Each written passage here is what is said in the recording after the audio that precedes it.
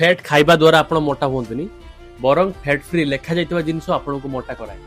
चलतु जानिबा आपनकर डाइट रो असली दुश्मन किए। कंपनी माने प्रोडक्ट रू फैट बाहर कर देला परे ताकू स्वाद बढ़ाया पई समान चीनी मिसांती जोटा आपनको देह पई पूरा विषाक्त।